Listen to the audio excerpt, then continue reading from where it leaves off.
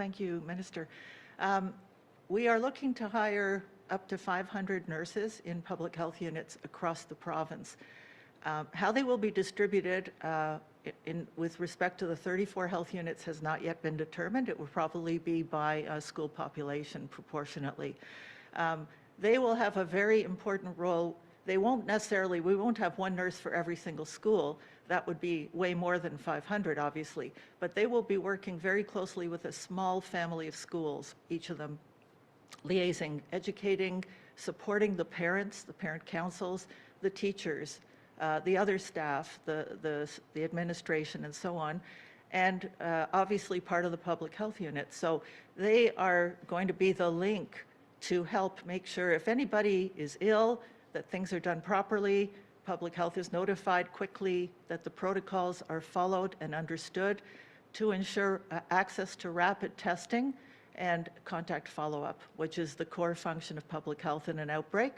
And if there is an issue in a school, that nurse would be on site at that school as much as possible to work with everyone and make sure that the protocols that we have worked through with the Ministry of Health and the Ministry of Education are followed and measured and evaluated, and that things are done as best as possible to protect the health of the children and the students. So the nurses will play a very key role in working with education and health on keeping everybody as healthy and safe as possible.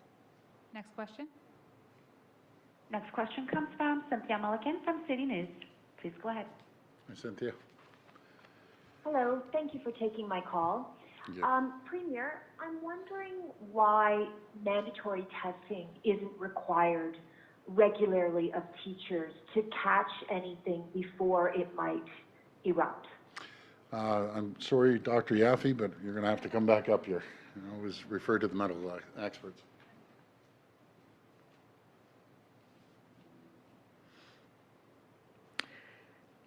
You know, I think a lot of people think that testing is going to really solve the whole problem, and it isn't. It's one component of a response. If you test somebody today, you only know if they're infected today.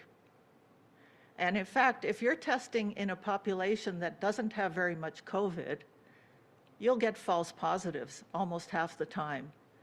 That is, the person actually doesn't have COVID, they have something else, they may have nothing. So it will just complicate the picture.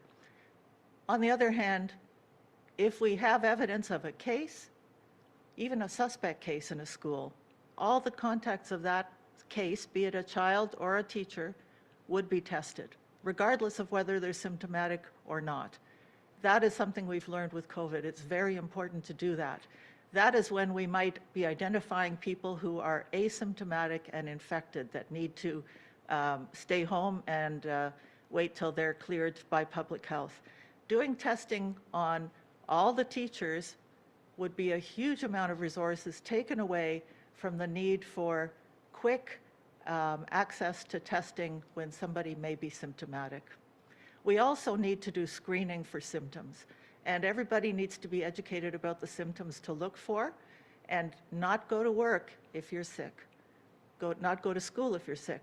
Those are the things that are important, along with hand washing, distancing, masking, all the things we're talking about.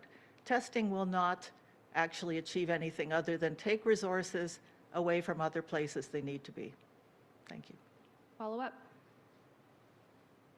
Thank you for that.